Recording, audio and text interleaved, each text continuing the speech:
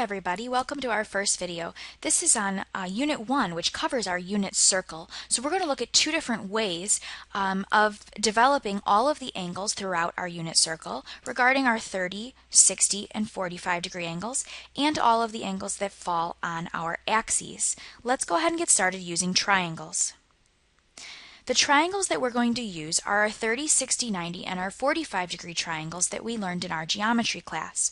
I'm going to draw a 30 degree triangle, keeping the 30 degree angle at the origin in all of our quadrants. And then we're going to develop what the sine and the cosine are based on those angles.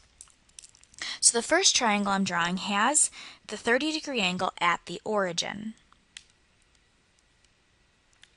Okay. If I look across from the 30 degree angle, I will see a 1. If I look across from the 60 degree angle, I see a square root of 3, and the hypotenuse then is 2. Now this doesn't fall on our unit circle because our unit circle would have a hypotenuse or a radius of 1. But that doesn't mean we can't still decide what the sine and the cosine are for this angle. So a 30 degree angle has a sine of 1 over 2. That is the opposite over the hypotenuse, whereas my cosine is the square root of 3 over 2. If we go into the second quadrant, which means 180 degrees is right here, halfway around the circle, then this angle right here would be 150. Now it still looks like there's a 30 there, but technically that is 150 degrees. It still has a 1 across from the 30, but this time it's going to have a negative square root of 3 because we're headed in the negative direction on our coordinate plane. And the radius, the hypotenuse, still has a length of 2. So now I'm going to write this as the sine of 150 degrees to be 1 over 2. That's still the opposite over the hypotenuse. My cosine of 150 degrees is negative square root of 3 over 2 because I have a negative in the x direction. If I go ahead and draw, and I'm going to use a different color because we're overlapping here a little bit. If I draw it right here, now this is 30 degrees more than 180, so it's actually 210, but the angle there at the center is still 30 degrees. This time we're going down in the y direction, so it's a negative 1. It still is negative root 3 in the x direction, but we're going to keep our hypotenuse at a length of 2.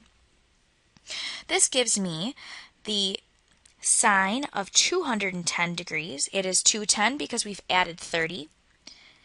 To equal negative 1/2, and my cosine of 210 degrees to be negative root 3 over 2.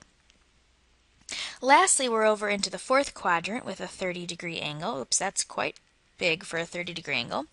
And this time, since all the way around the circle would have been 360 degrees, but we didn't make it all the way, so it's 330 degrees. Again, we went down in the y direction. We're still positive in the x direction, and the hypotenuse is 2. So this is the sine of 330 degrees to be opposite negative 1 over 2 the hypotenuse, and the cosine of 330 degrees to be positive root 3 over the hypotenuse of 2. So this takes care of all of our 30 degree angles in all of the quadrants. And that is a way of using triangles to draw this. I'm going to go through the 60 degree angles a little bit faster. So here I'm going to draw a 60 degree angle in the first quadrant. Okay, so that's my triangle. Across from the 60 is the square root of 3, and then this makes this 1. Our hypotenuse is 2. So the sine of 60 degrees, the opposite being root 3, the hypotenuse is 2. The cosine of 60 degrees is the adjacent 1 over the hypotenuse 2. We're going to repeat that over here, and so I'm going to get the 60 degree angle. But remember, this is 180 minus the 60 degrees because I didn't make it all the way to 160 degrees or 180 degrees, leaving me with the sine of 120, and we'll be looking at the cosine of 120 degrees. So across from the 60 is the square root of 3, but this time we're headed in the negative x direction. So the root 3 for my opposite over 2, oops, the hypotenuse is still 2. And my cosine of 120 is negative 1 over 2. Drawing into the third quadrant, again, my 60-degree angle here in the corner.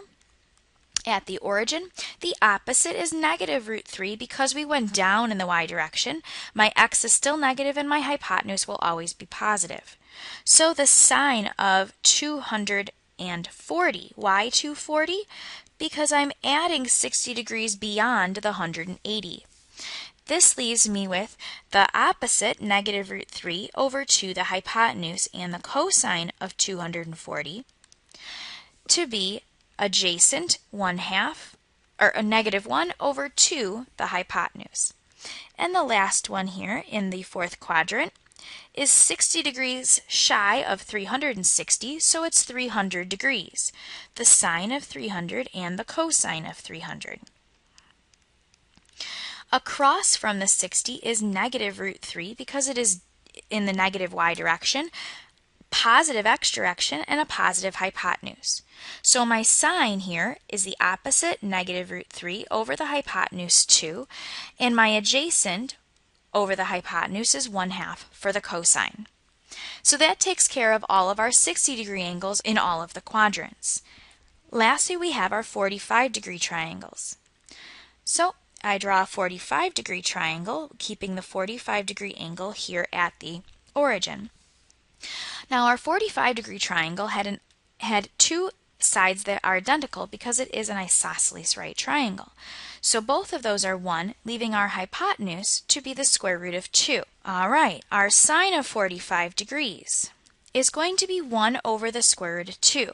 We will have to rationalize that. I'm going to multiply this by root 2 over 2, giving me root 2 over 2 as my sine of 45. What's nice is because my opposite and my adjacent are exactly the same, my 1 over root 2 for my cosine, still root 2 over 2. Moving into the second quadrant, I draw the 45-degree triangle. Now, this is 180, but it didn't make it to 180, so it's 180 minus 45 degrees, leaving me with 135 degrees. So I have the sine of 135, and I'm looking for the cosine of 135. If I move up in the y direction and I move left in the x direction, I'm at negative 1, still with a hypotenuse of the square root of 2. Watch what happens. Because all of my sides are the same, I'm going to end up with some form of root 2 over 2. I just have to be careful as to whether or not it's positive or negative.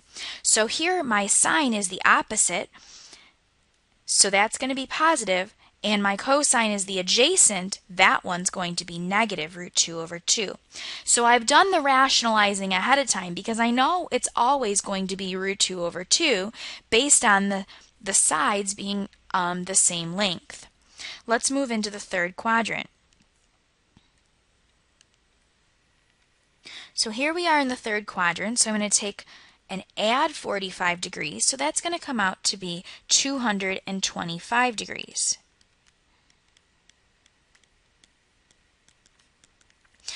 I went down in the y direction, so it's negative. We went left in the x direction, that's negative, and my hypotenuse is still the square root of 2. So my sine, being the opposite, is negative root 2 over 2. My cosine, using the adjacent, is negative root 2 over 2. Still, I didn't have to re-rationalize, it's going to be the same every time. And the last quadrant here goes positive x, but a negative y, and the hypotenuse is root 2. So, the sine, what angle? Well, it didn't quite make it to 360, so I have to subtract 45, leaving me with 315 degrees. The cosine, 315 degrees. Okay, so my opposite uses the negative root 2 over 2, and my adjacent is positive, so that's positive root 2 over 2. All of my sine and cosines for my 45-degree angles will be some form of root 2 over 2. Just need to consider whether or not it's positive or negative. It's easy to make mistakes on these, so be very careful.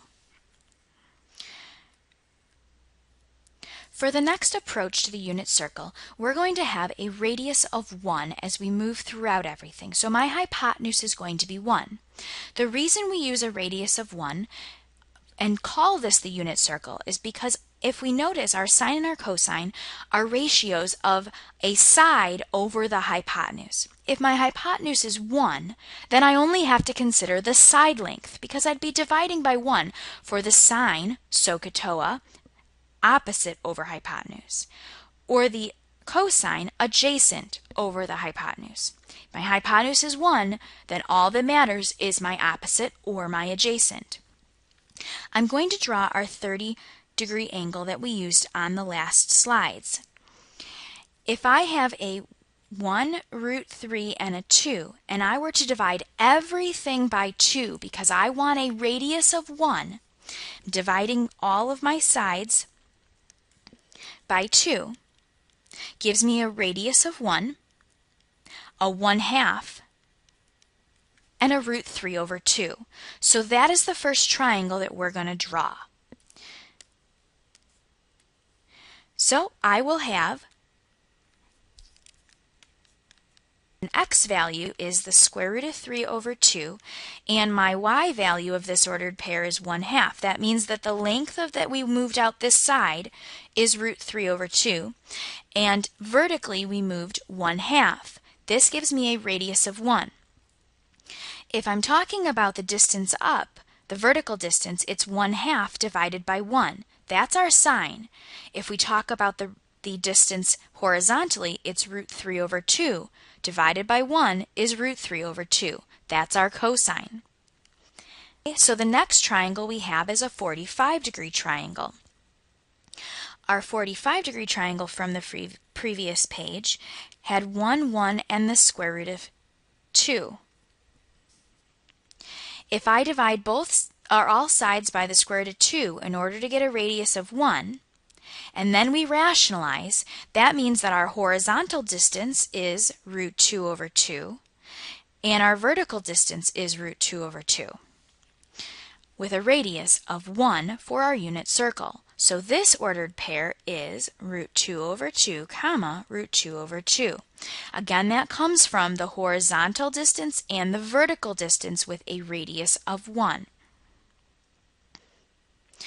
Next up, we have our 60-degree triangle. Our 60-degree triangle had a root 3 across from the 60, a horizontal length, a base of 1, and then a 2 for the hypotenuse. If I divide everything by 2 so that we have a radius of 1, we end up with the ordered pair of 1/2 in the x direction and root 3 over 2 in the y direction. I'm going to go ahead and erase all of the stuff that we wrote on the top there. If you need it, go ahead and pause, but I'm going to erase it now. Okay, as I move around the circle, I'm actually going to be jumping back and forth, and I'm going to be starting again here with a 30-degree angle in the second quadrant. If I add the ordered pair, I just have to remember that this is the same as this triangle is just a reflection of this triangle drawn on this side, our 30-degree triangle. But my x direction is negative, so root 3 over 2, comma, 1/2. Then we move and we get this 45-degree triangle. Again, the x is negative, the y is positive. And our 60 degrees, which gives me a negative x and a positive y. Moving into the third quadrant, we have both a negative x and a negative y.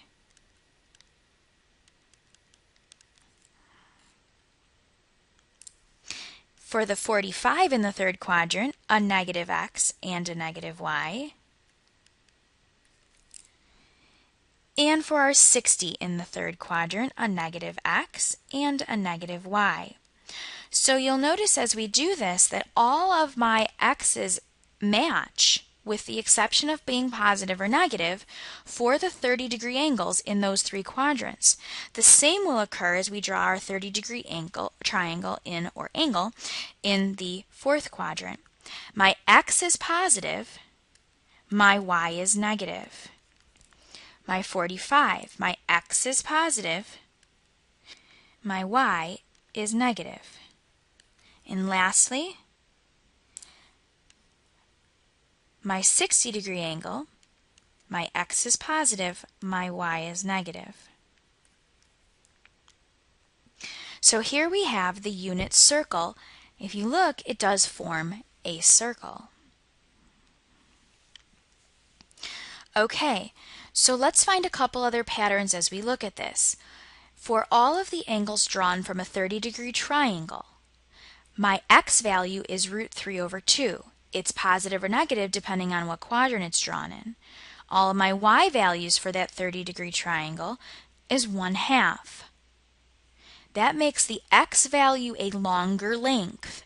So my 30, which is a very low angle here, it's a very low, shallow angle, has a much longer x value and a much shorter y value. So that can help you remember that your x for the 30 must be the larger of the two values. That's completely the opposite as we take a look at our 60-degree angle, where our 60-degree angle has a short x value and a long y value because it is a tall 60-degree angle. You're looking up further from this horizontal, making the x value the small one and the y value the larger.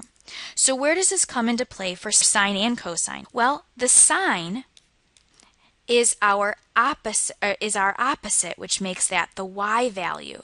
So the sine is the y value, whereas the cosine is your x value, because the cosine is your adjacent. Your adjacent is your x. Your opposite is the sine, the y value.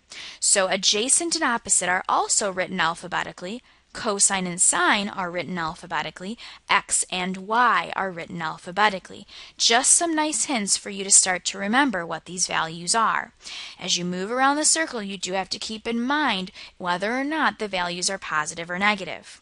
We have one last thing to look at together. The north, east, south, west, which means our quadrantal angles. Quadrantal angles are the angles that fall on your x and y axes. Well, since we're using a unit circle, which means the radius is always 1, that means that if we were to draw a radius of 1 to land right here, this would have an x value of 1 and a y value of 0. Well, this represents 0 degrees, and it also represents 360 degrees all the way around the unit circle. Up here, if we were to move, we would have a 90-degree angle, and a radius of 1 would lead us to a x value of 0 and a y value of 1. Keep moving. We made it to 180 degrees. Well, 180 degrees says we went -1, radius of 1, but just in the negative direction, and a 0 for the y value. And lastly, we have 270 degrees, which means we had a 0 for the x value and a -1 for the y value. So this again goes back and says that we have cosine comma sine, which is our x comma y, and it doesn't really apply to that whole adjacent and opposite because we don't have triangles drawn here. So we simply have to remember what these ordered pairs are located on our x and y axes for our sine and cosine of all of our quadrantal angles. Hope this was helpful. You guys can reference it as many times as you need.